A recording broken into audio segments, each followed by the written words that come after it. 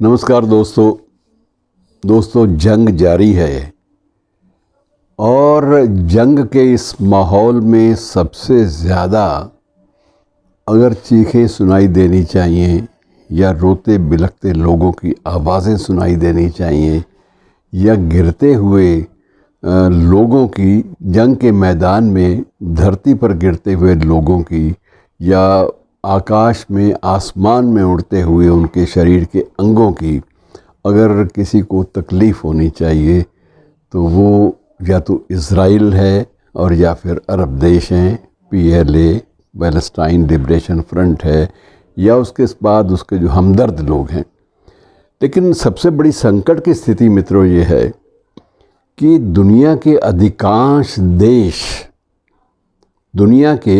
अधिकांश देश इस वक्त दो खेमों में बटे हुए हैं, साफ साफ। और कोई भी उसमें ऐसा नहीं है देश जो आतंकवाद का विरोध मुखर स्वर से कर रहा हो। और सबसे बड़ी बात यह है मित्रों, इसके जो दोनों मुख्य शीर्ष पुरुष हैं, दोनों के बारे में थोड़ी सी आपसे जानकारी साझी कर लूँ।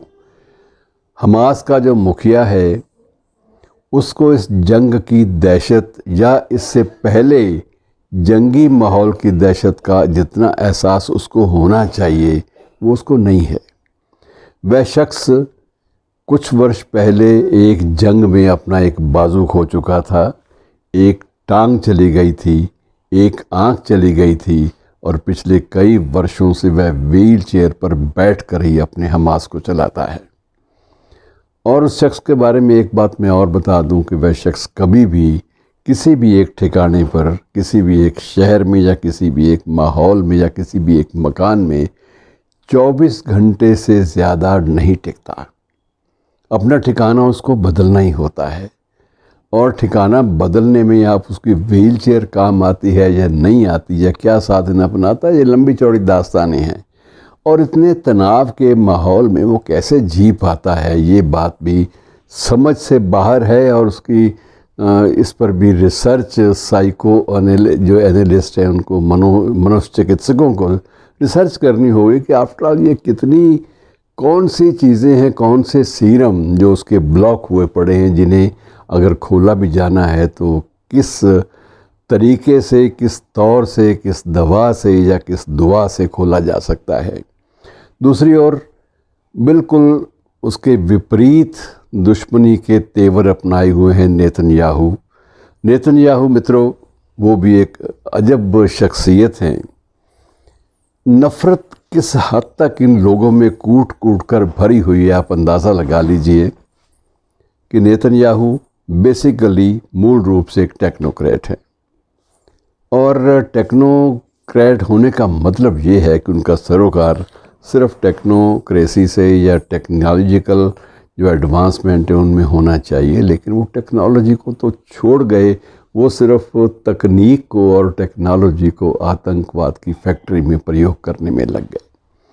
और वह शख्स 6 भाषाएं भी जानता है, उसने पुस्तकें भी लिखी हैं, लेखक भी है, लेकिन उसने कविताएं नहीं लिखी, नज़में नहीं लिखी, कोई उपन्यास नहीं लिखे, कहानियां नहीं लिखी, बल्कि उसने आतंकवाद के तौर तरीक़ों और उसके निरोधक उपायों पर कई पुस्तकें लिखी हैं, जो कुछ एक तो बेस्ट सेलर भी घोषित हो चुकी हैं और उनकी चर्चा अक्सर होती रहती है।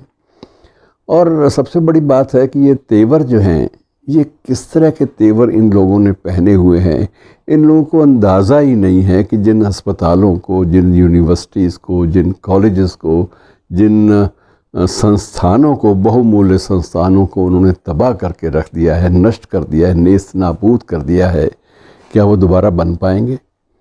और वहाँ के आकाश में आप कभी देखिए, लगातार आपको चीलें मंडराती नज़र आती हैं। और ये दहशतनाक जो माहौल है, इसे देखना भी मुमकिन नहीं है। लेकिन सबसे बड़ी बात यह है कि 2 खेमे हैं।